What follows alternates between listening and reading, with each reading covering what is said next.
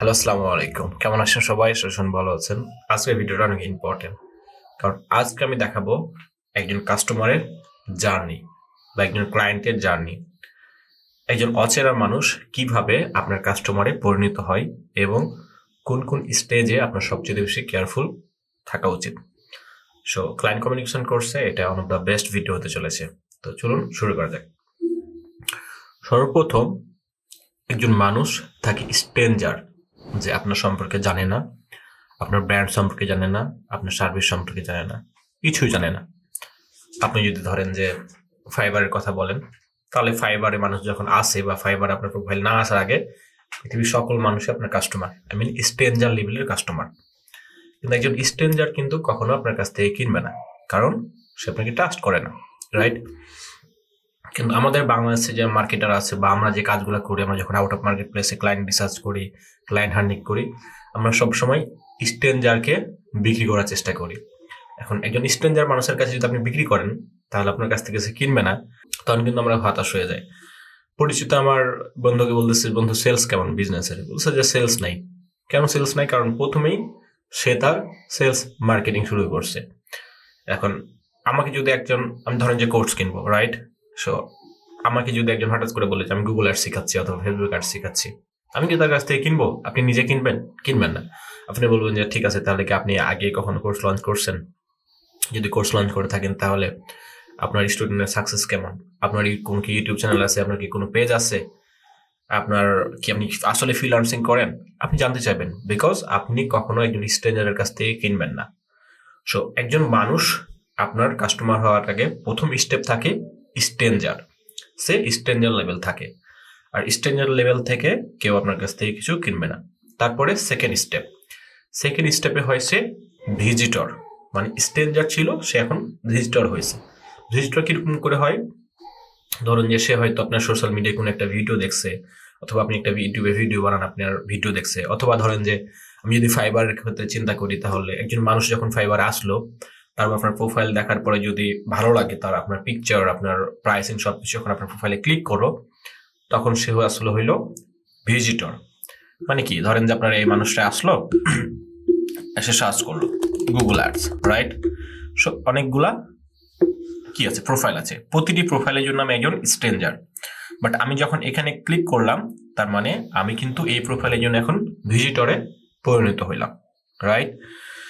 So একজন মানুষ প্রথমে থাকে স্ট্রেঞ্জার, তারপরে হয় ভিজিটর। সে আপনার সম্পর্কে জানার চেষ্টা করে আপনি আসলেই তার প্রবলেমের সলিউশন করতে পারবেন কিনা, এবং আসলে আপনি তার জন্য রাইট পারসন কিনা, এটা বোঝার চেষ্টা করে ভিজিটর লেভেলে। তারপরে থাকে এঙ্গেজার, ঠিক আছে? যে সে আপনার সাথে এঙ্গেজ হয় কিভাবে? আপনার প্রোফাইল দেখলো, আপনার সোশ্যাল মিডিয়া দেখলো, আপনার ধরেন যে আপনি আউট অফ মার্কেট প্লেসে ক্লায়েন্ট রিসার্চ করছেন, আপনার ইমেলটা ওপেন করে দেখলো, তারপরে তার মনে হলো যে হ্যাঁ, এই ব্যক্তির কাছ থেকে আমি আমার সমস্যার সমাধান পেতে পারি, এবং এই মানুষটাই হচ্ছে যে আমার রাইট মানুষ, যার কাছ থেকে আমি এই প্রোডাক্টটা কিনবো। সো আপনাকে সে তখন মেসেজ করলো, এই বিশ্বাসের পরে মেসেজ করার পরে আপনাকে তার আরো কিছু কনফিউশন আছে, সে not ready yet to buy, সে কিন্তু এখনো কেনার জন্য রেডি না। সে আপনাকে মেসেজ করলো, মেসেজ করে তার আরো কিছু কোশ্চিন আছে, আরো কিছু জানার আছে আপনার সম্পর্কে, মোর ট্রাস্ট বিল্ড আপ করার জন্য। আপনি কিন্তু এই স্টেজে আপনার কোশ্চিনের অ্যান্সার গুলো দিতে হবে, এবং আপনাকে রিলেভেন্ট কোশ্চিন করতে হবে। এই জায়গাতে কিন্তু আমরা অনেক বেশি স্ট্রাগল করি। আমাদের তো প্রতিটি স্টেজে স্ট্রাগল হয়, বাট এই যে থার্ড স্টেজে যখন একজন মানুষ আমাদের কাছে মেসেজ করে, তখন আমরা স্ট্রাগল করি, কারণ আমাদের ক্লায়েন্ট কমিউনিকেশনে অনেক প্রবলেম। আমরা জানি না যে একটা বায়ার যখন প্রশ্ন করে কি ধরনের অ্যান্সার দিলে বায়ার খুশি হয় বা বায়ার আমাকে ট্রাস্ট করবে, এবং একটা যখন বায়ার প্রশ্ন করে তার বিপরীতে যে আমাকে আরেকটা প্রশ্ন করতে হবে, এই জিনিসগুলো আমরা অতটা বুঝি না। সো আপনাকে এই জায়গাতে স্ট্রং হইতে হবে, রাইট? এবং এই জায়গাতে কিভাবে স্ট্রং হবেন, এই জন্য কিন্তু আমাদের একটা ক্লায়েন্ট কমিউনিকেশন কোর্স আছে প্রিমিয়াম, আপনারা জানেন। ওয়েবসাইটের লিঙ্ক নিচে দেওয়া আছে, আপনারা চেক আউট করে নেবেন, রিভিউগুলো দেখে নেবেন, তারপর আপনারা চাইলে কিনতে পারবেন। আর আরো কিছু ইনফরমেশন জানতে চাইলে ক্লায়েন্ট কমিউনিকেশন নিয়ে আমাকে হোয়াটসঅ্যাপ করবেন। যে এঙ্গেজার লেভেলে আপনাকে মূল কাজটা করতে হবে, কারণ এটা হচ্ছে যে লাস্ট স্টেজ কেনার আগে এটা হচ্ছে যে সর্বশেষ স্টেজ। এই স্টেজে যদি আপনি কনভিন্স করতে পারেন তাহলে একটা মানুষ কিনবে। তারপরে ফোর্থ স্টেজ হচ্ছে সে আপনার ক্লায়েন্টে পরিণত হয়, সে যে একজন পারচেজার। সো স্টেজে আপনাকে আপনার বেস্ট যে সার্ভিস আছে অথবা আপনার প্রোডাক্ট আছে আপনার অথবা আপনি যে জন্য হায়ার হয়েছেন ওইটার বেস্ট আউটপুট দিতে হবে। সে যতটুকু আশা নিয়ে আপনার কোর্স কিনেছে অথবা আপনার প্রোডাক্ট কিনেছে অথবা আপনার সার্ভিসটা কিনেছে তার চাইতে বেশি তাকে প্রোভাইড করেন। আমরা অনেক সময় যে কাজটা করি, যেটা ক্লায়েন্ট আমাকে $100 শুধুমাত্র এই কাজটাই জন্য হায়ার করছে, আমরা এর বাইরে দিতে চাই না। না, আপনি এক্সট্রা তাকে ভ্যালু দেন আপনি, তাহলে তার সাথে রিলেশনশিপ স্ট্রং হবে। 5 স্টেজে যেটা আছে সেটা হচ্ছে যে relationship equal to repeat customer or referral.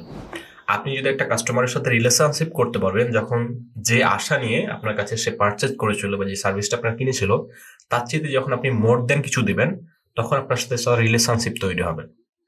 Relationship তৈরি হলে আপনি রিপিট ক্লায়েন্ট পাবেন, তার কাছ থেকে আপনি আরো বেশি অর্ডার নিতে পারবেন অন্যান্য সার্ভিসের জন্য, অথবা তার কাছ থেকে আপনি রেফার পাবেন বলতে কি বোঝাচ্ছি আমি, সে আপনার সন্তুষ্ট হয়ে আপনার কোয়ালিটি এবং আপনার সার্ভিস সম্পর্কে সন্তুষ্ট হয়ে সে তার ফ্রেন্ডস অ্যান্ড ফ্যামিলি এবং আশেপাশের মানুষকে বলবে এবং তাদেরকেও আপনার রেফার করবে।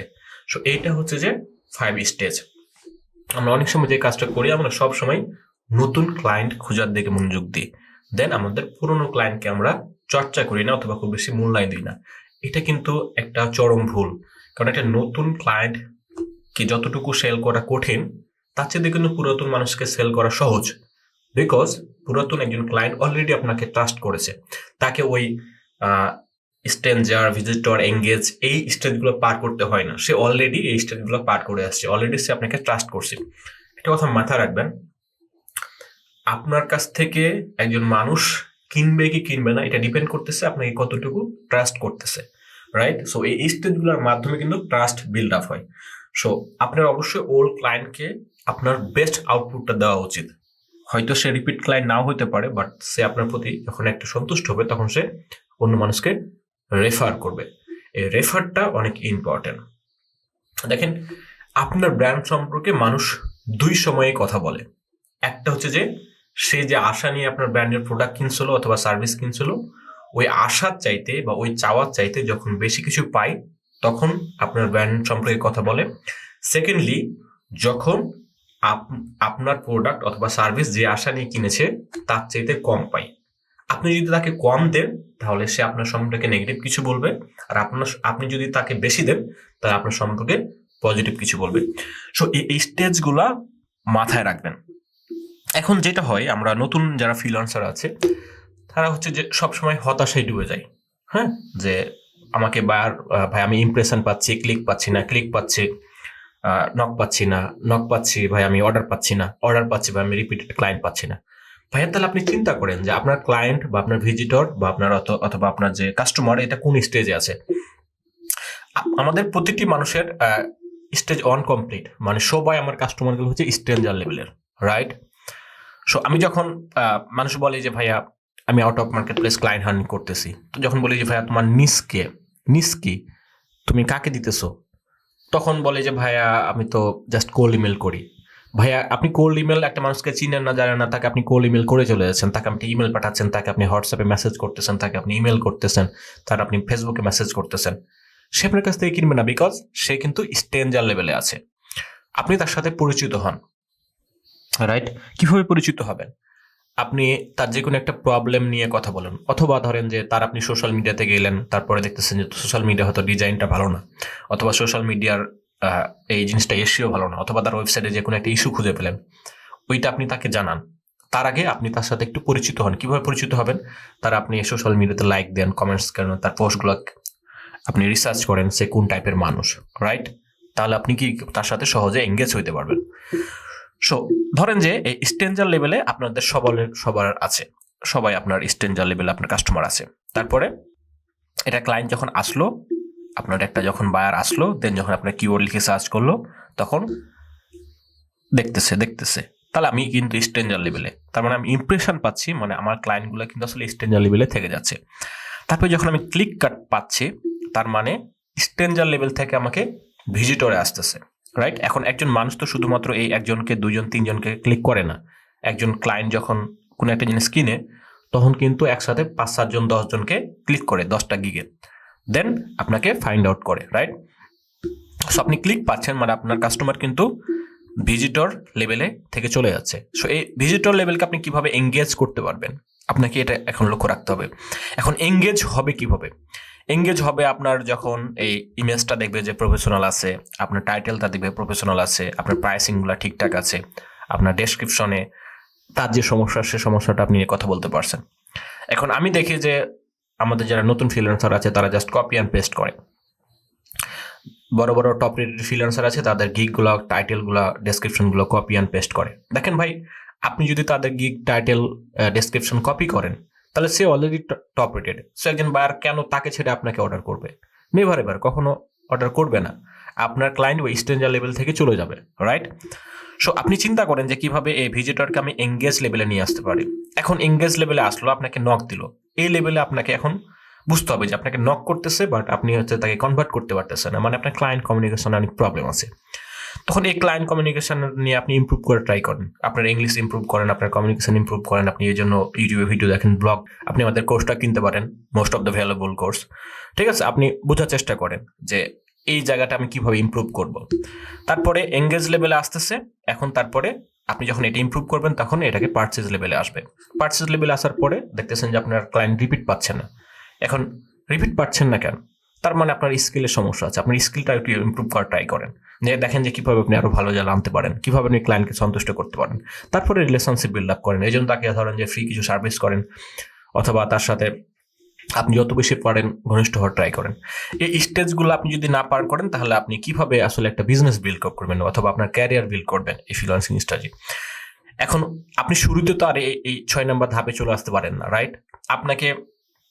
আপনি ফাইবারে গিগ দিচ্ছেন, আপনি 100টা ইমপ্রেশন পাইছেন, মানে কি 100 জন মানুষ আপনার গিগটা দেখতেছে। আপনি যখন গিগ দেন নাই, তখন তো আপনাকে কেউ চিনতো না। আপনি একটা গিগ দিচ্ছেন, 100 জন মানুষ আপনাকে দেখছে, তার মানে কি 100 জন মানুষ আপনার সম্পর্কে বা আপনার আপনি যে কিছু একটা পারেন এই বিষয়গুলা, আপনাকে সম্পর্কে কিছুটা হলেও ধারণা পাইছে। মানে যে গিগ দেয় নাই, তার চেয়ে আপনি বেটার পজিশনে আছেন, রাইট? সো আপনি গিগ দিচ্ছেন, এখন আপনি ধরেন যে 5টা ক্লিক পাইছেন, তাহলে যে গিগ দিছে এবং কোনো ক্লিক পায় নাই, বাট আপনি 5টা ক্লিক পাইছেন, তার চেয়ে আপনি আগে আসেন। তাহলে এখন দেখেন যে 5টা ক্লিকে থেকে আপনি কিভাবে 10টা ক্লিক পাবেন, 10টা ক্লিক থেকে কিভাবে একটা নক পাবেন। আপনি যখন একটা নক পাইছেন, বাট আপনি কাজ পান নাই, বাট যে মানুষটা গিগ দিছে, ইমপ্রেশন পাইছেন, ক্লিক পাইছে, বাট নক পায় না, তার সাথে আপনি ভালো পজিশনে আছেন। আপনাকে এইভাবে মোটিভেশনটা ধরে রাখতে হবে।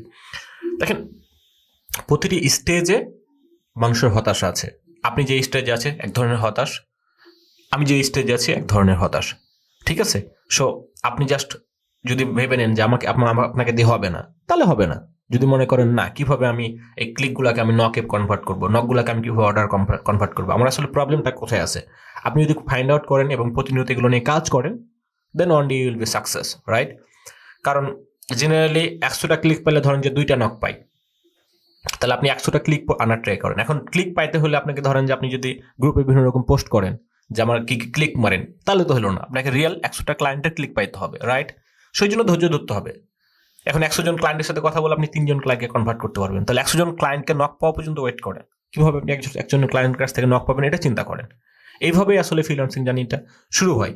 দেখেন, শুরুতেই সবকিছুই কঠিন। আপনাকে এইভাবেই আসলে করতে হবে, otherwise you can not be success.